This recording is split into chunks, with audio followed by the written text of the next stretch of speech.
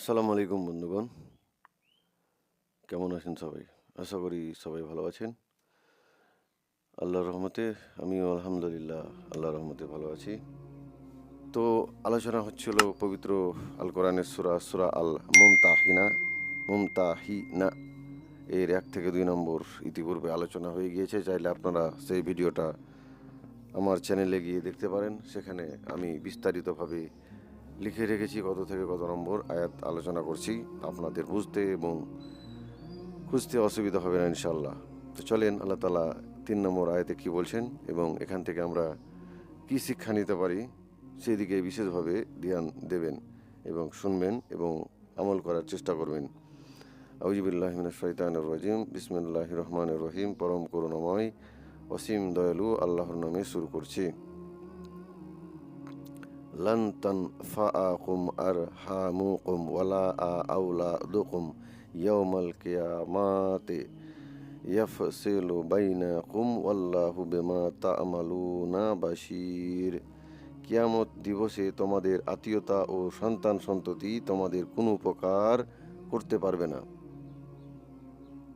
এরপর আল্লাহ তাআলা বলছেন যে কিয়ামত দিবসের কথা, বিচার দিবসের কথা। সেদিন আপনাকে আমাকে কোনো নিজের আত্মীয় স্বজন, কেউ বা হোক সে ছেলে বা হোক সে মেয়ে, কেউ আপনার উপকার, কেউ আপনার জন্য সুপারিশ করতে পারবে না। তিনি তোমাদের মাঝে ফয়সালা করে দেবেন। তোমরা যা করো আল্লাহ তার সম্মুখ দ্রষ্টা। আমরা যা করি, যা আমাদের দ্বারাতে হয়, সব কিছু তিনি দেখছেন এবং বুঝছেন। আর সেই অনুযায়ী কী করবেন? আমাদের বিচার দিবসের দিন, যিনি মালিকি ইয়াউমিদ্দিন, যিনি বিচার দিবসের মালিক, তিনি সেদিন আমাদের ফয়সালা করে দিবেন আমাদের কাজ অনুযায়ী। আর সেই কাজে কেউ আপনার সহায়তা করবে না। আপনার আত্মীয় স্বজন, আপনার সন্তান সন্ততি, আপনার কেউ উপকারে আসবে না। এর তাফসীরগণ কি বলছেন? অর্থাৎ যে সন্তান সন্ততির জন্য তোমরা কাফেরদের প্রতি ভালোবাসা দেখাচ্ছ, তারা তো তোমাদের কোনো উপকারে আসবে না। যে আমরা যে সন্তান সন্ততির জন্য এত কিছু করি, আমরা এখনকার যুগের কথা বলবো, যে এত কিছু আপনি হালাল কোনটা কি করছেন তা একবারও ভাবছেন না। সেই সন্তান সন্ততির কথা আল্লাহ তাআলা বলছেন যে সেই সন্তান অলাদ আপনার কোনো কাজে আসবে না সেই কিয়ামত দিবসের দিন। তাহলে তাদের জন্য কাফেরদের সাথে বন্ধুত্ব স্থাপন করে আল্লাহকে অসন্তুষ্ট কেন করছো? আল্লাহ তাআলা এই আয়াতের মধ্যে সেটাই বলছেন। তো কেন আমরা কাফেরদের সন্তুষ্ট করার জন্য তাদের সাথে সেই সন্তান সন্ততিদের জন্য তা আমি তাদের সাথে কেন সম্পর্ক করছি? এই কিয়ামতের দিন যে জিনিস উপকারে আসবে তা হলো আল্লাহ ও তার রসুলের অনুগত্য। অবশ্যই যে আল্লাহর এবং আল্লাহর রসুলের কথা মোতাবিক, দিন মোতাবিক চলবে, শরীয়ত মোতাবিক চলবে, অবশ্যই তারা সেদিন সুপারিশ পাবে। অতএব এর প্রতি যত্নবান হও। এর দ্বিতীয় অর্থ হলো আল্লাহ তোমাদেরকে পৃথক পৃথক করে দেবেন, অর্থাৎ অনুগত্যকারীদেরকে জান্নাতে এবং অবাধ্যজনদেরকে জাহান্নামে প্রবেশ করাবেন। কেউ কেউ বলেন পৃথক হওয়ার অর্থ হলো একে অপরের কাছ থেকে পালাবে। যেমন আল্লাহ বলেন কঠিন ভয়াবহতার কারণে ভাই ভাই থেকে পালাবে। সেদিন সেই কিয়ামতের দিন ভাইরা ভাইয়ের কাছ থেকে পালাবে, মায়েরা বোনের কাছ থেকে পালাবে, মেয়ে ছেলের কাছ থেকে পালাবে, ছেলেরা মেয়ের কাছ থেকে পালাবে। তো এরকম মানে কেউ কারো পরিচয় নিতে চাইবে না সেই কিয়ামতের মাঠে বা কিয়ামত দিবসের দিন। তো সেই দিনের কথা আল্লাহ তাআলা এভাবে বলছেন যে কেন তোমরা নিজেদের আত্মীয় স্বজনের জন্য, নিজের পরিবারের সদস্যদের জন্য, নিজের ছেলে মেয়েদের জন্য কেন তোমরা সেই কাফেরদের সাথে বন্ধুত্ব স্থাপন করছো? কাফের বলতে এখানে যারা ইয়াহুদি খ্রিস্টান, বর্তমানের কথা বলছি। সেই যুগের তো যুদ্ধের পরিস্থিতি ছিল, সেই যুগের কথা আল্লাহ তাআলা এখানে বলেছেন। কিন্তু এখন পরিস্থিতি কি আমাদের সেটা দেখতে হবে, সেটা অনুযায়ী আমাদের কাজ করতে হবে।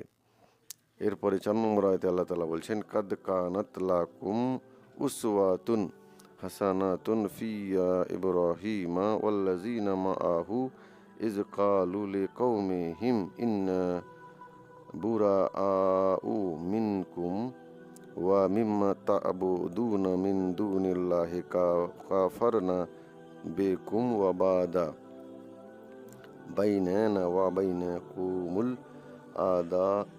আদাওয়াতু ওয়াল বাগযা আউ আবাদান হাত্তা তু'মিনু বিল্লাহি ওয়াহদাহু ইল্লা কাওলা ইব্রাহিম ওয়া লা আবিহি লা আস্তাগফিরান্না লাকা ওয়া মা আমলিকু লাকা মিনাল্লাহি মিন শাইইন রাব্বানা আলাইকা তাওয়াক্কালনা ওয়া ইলাইকা আনাবনা ওয়া ইলাইকাল মাসির।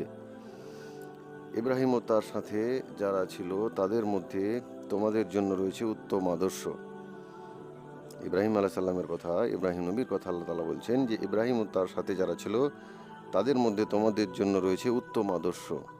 আমাদের জন্য উত্তম আদর্শ বা উত্তম একটা চরিত্রের কথা এখানে আল্লাহ তাআলা বলছেন কাদের? ইব্রাহিম আলাইহিস সালাম এবং তার সাথে যারা ছিল বা তার সাহাবারা, সেই ইব্রাহিম আলাইহিস সালামের যুগের, তারা যখন সিও সম্প্রদায়কে বলেছিল তোমাদের সাথে এবং আল্লাহর পরিবর্তে তোমরা যা কিছুর উপাসনা করো তা হতে আমরা সম্পর্ক মুক্ত, আমরা তোমাদেরকে অস্বীকার করি এবং উদ্রেক হলো আমাদের তোমাদের মাঝে শত্রুতা ও বিদ্বেষ চিরকালের জন্য, যতক্ষণ না তোমরা এক আল্লাহর প্রতি ঈমান আনো। তবে স্বীয় পিতার প্রতি ইব্রাহিমের উক্তিটি ব্যতিক্রম। আমি অবশ্যই তোমার জন্য আল্লাহর কাছে ক্ষমা প্রার্থনা করব, আর তোমার ব্যাপারে আল্লাহর কাছে আমি কোনো অধিকার রাখি না। হে আমাদের প্রতিপালক, আমরা আপনারই উপর ভরসা করি, আপনারই অভিমুখ হই, আর প্রত্যাবর্তন তো আপনারই কাছে।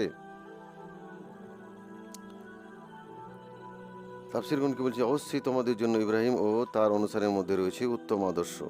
তো ইব্রাহিম আলাইহিস সালাম এবং তার যারা সঙ্গী সাথী ছিল তাদের যে শিক্ষা, তো সেই শিক্ষাটাই আমাদের কাছে আদর্শ, আমাদের কাছে, আমাদের উম্মতে মুহাম্মাদির কাছে। তারা তাদের সম্প্রদায়কে বলেছিল, কারা? ইব্রাহিম আলাইহিস সালাম এবং ইব্রাহিম এর অনুসারীরা, তোমাদের সঙ্গে এবং তোমাদের আল্লাহর পরিবর্তে যারা তোমাদের সঙ্গে এবং তোমরা আল্লাহর পরিবর্তে যার উপাসনা করো। তো ইব্রাহিম আলাইহিস সালামের যারা সময় গেছিল তারা অন্য কিছুকে পূজা করত আল্লাহকে ছাড়া, তো তার সঙ্গে আমাদের কোনো সম্পর্ক নেই। তো তারা বলেছিল তোমাদের যারা উপাসক আমাদের কোনো সম্পর্ক নেই, আমরা তোমাদেরকে মানি না, তোমাদের যে উপাসক আছে আমরা তাদেরকে মানি না। তোমাদের ও আমাদের মধ্যে চিরকালের জন্য সৃষ্টি হলো শত্রুতা ও বিদ্বেষ।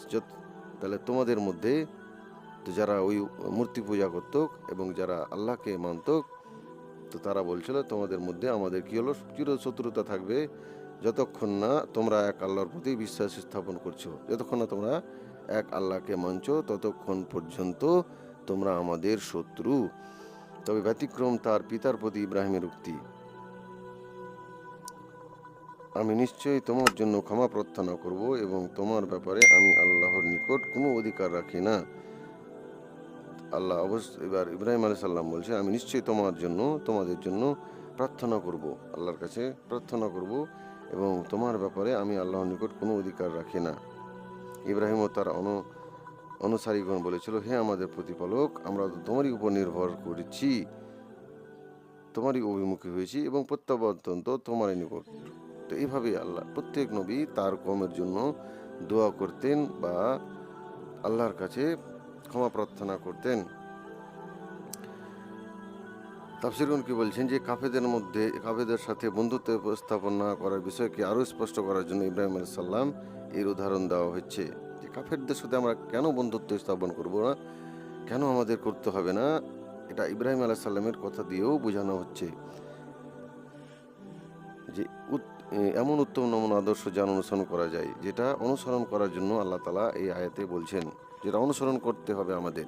যেভাবে ইব্রাহিম আলাইহিস সালাম এবং তার কওমের লোকেরা যারা মূর্তি পূজা করত, যা আল্লাহ ছাড়া অন্যকে মানত, তো তাদের সাথে আল্লাহ কি করেছিলেন যে তোমাদের সাথে আমাদের কি হবে, শত্রুতা থাকবে যতক্ষণ না তোমরা কি করবে, এক আল্লাহকে মানবে। অর্থাৎ শিরকের কারণে আমাদের ও তোমাদের মাঝে কোনো সম্পর্ক নেই। তাছাড়া আল্লাহর উপাসকদের সাথে গায়রুল্লাহর পূজারীদের কি সম্পর্ক থাকতে পারে? কোনো সম্পর্ক থাকতে পারে না। যারা এক আল্লাহ ছাড়া অন্যকে মানে, তো তাদের সাথে কোনো এরকম আমরা চলাফেরা করব, কিন্তু তাদের সাথে আমাদের গভীর সম্পর্ক, কখনো বন্ধুত্ব সম্পর্ক কখনো হতে পারে না। অর্থাৎ এই বিচ্ছেদ ও বিদ্বেষ ততক্ষণ পর্যন্ত অব্যাহত থাকবে যতক্ষণ না তোমরা কুফরি ও শিরক ত্যাগ করে তাওহীদকে অবলম্বন করছো। যখন তোমরা এক আল্লাহর অনুসারী হয়ে যাবে, তখন এ শত্রুতা বন্ধুত্বে ও বিদ্বেষ সম্প্রতিতে পরিবর্তন হয়ে যাবে।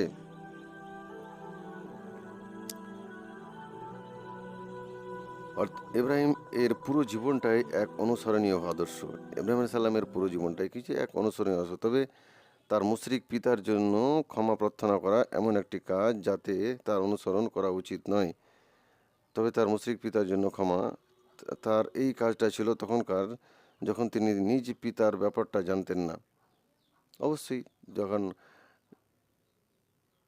যার আমাদেরও নবীর মুশরিক ছিল, বা আমার নবীর পিতা, মাফ করবেন, আমাদের নবীর পিতা কি ছিলেন? একজন মুশরিক ছিলেন, বা আল্লাহ আলাম, আল্লাহ কি করবেন তাদের ব্যাপারে আল্লাহ জানেন। কিন্তু আল্লাহ কি করেছিলেন? নিষেধ করেছিলেন তার পিতা মাতার জন্য দোয়া করতে, যেহেতু তারা মুশরিক ছিল। আর সেই অনুযায়ী কারা ছিল মুশরিক? সে ইব্রাহিম আলাইহিস সালামের পিতাও মুশরিক ছিল। তো তাদের কথা এখানে বলছেন।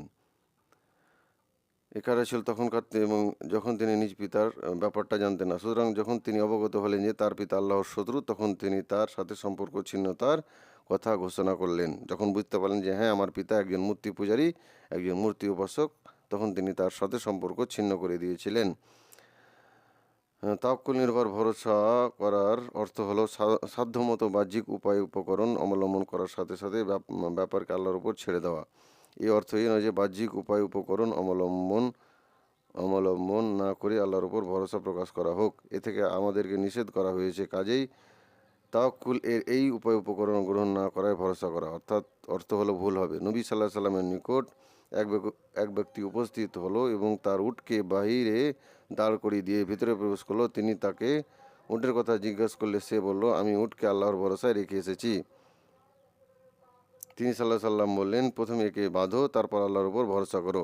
অবশ্যই আমাদের আল্লাহ তাআলা এই জন্য জ্ঞান দিয়েছেন, প্রত্যেকটা জিনিস আমাদের কি করতে হবে? ভেবে চিন্তে করতে হবে। এমন নয় যে আমরা ভাবলাম না, চিন্তা কিছু করলাম না, আমাদের বুদ্ধির প্রয়োগ আমরা করলাম না, আর আল্লাহর ওপর ভরসা করে আমরা থেকে গেলাম। এটা নয়। আমাদের আল্লাহ তাআলা দিমাগ দিয়েছেন, বুদ্ধি দিয়েছেন, সেই অনুযায়ী আমাদের কাজ করতে হবে, তারপর আল্লাহর ওপর ভরসা করতে হবে। আর সব কিছুই কী হবে? আল্লাহর প্রতি প্রত্যাবর্তন করা, আল্লাহর অভিমুখী হওয়া। আর সব কিছুই কি আল্লাহর কাছে ফিরে যাবে একদিন। সব কিছুই আল্লাহর কাছেই ফিরে যেতে হবে। আল্লাহর কাছেই হিসাব নিকাশ আল্লাহ নেবেন, সব বিষয়ের, সব ব্যাপারেই, সব কিছুরই। তো যাই হোক, এই হচ্ছিল 3 থেকে 4 নম্বর আয়াতের মানে এবং তাফসির। ভিডিওটা আর বেশি বাড়াচ্ছি না। ভিডিওটা ভালো লাগলে অবশ্যই বন্ধুদের সাথে শেয়ার করবেন। ফেসবুকে দেখে থাকলে চ্যানেলটা ফলো করে নেবেন, এবং ইউটিউবে দেখে থাকলে চ্যানেলটাকে সাবস্ক্রাইব করে ঘন্টাটা দেবে রাখবেন। এরকম আরও কোরআনের আলোচনা এবং বাস্তব জীবনে এর কিভাবে আমরা পালন করব সেই ব্যাপারে সবার আগে ভিডিও পাওয়ার জন্য। আসসালামু আলাইকুম ওয়া রাহমাতুল্লাহি ওয়া বারাকাতুহু।